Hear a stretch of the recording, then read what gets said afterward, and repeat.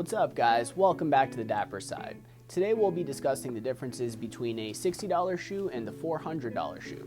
Now there's a lot of things to factor in when deciding on a shoe like this, but the number one thing is how often you're going to be wearing it. If you don't dress up that often, or if you don't use dress shoes in general, you should look at a lower price option because it's going to suit your needs better. If you do dress up a lot, or if your job demands it, we recommend investing in a higher quality pair of shoes.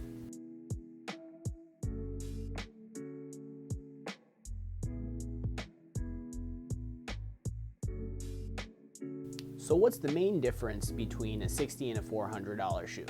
The answer is quality and construction. The first thing you're going to notice with a $60 shoe is the cemented sole construction. This usually means that it's going to be a rubber sole that's glued to the upper with a layer of cardboard in between. This method of construction makes the shoe easy to be mass produced, but the result is that the shoe isn't going to last very long. The next thing you're going to notice is that the shoe is very flexible, has a very soft upper, and is usually very comfortable out of the box. The uppers of the shoe are usually a lower quality leather, and you're going to start to hear terms such as genuine leather, man-made leather, or faux leather.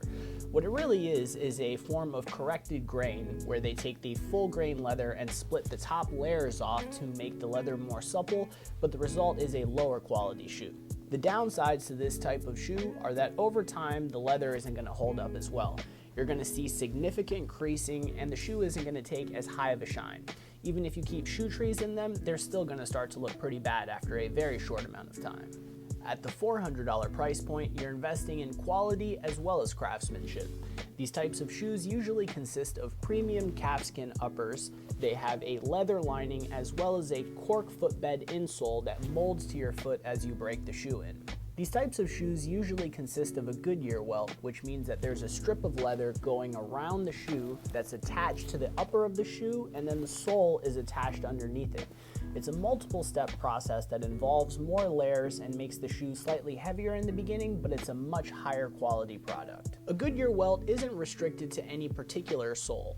You can use something like a leather, a day-night rubber, or possibly even Vibram. The primary benefits of buying a quality shoe are that the soles can be rebuilt multiple times when they wear out, and the leather uppers will last for years, maybe even a lifetime if maintained properly.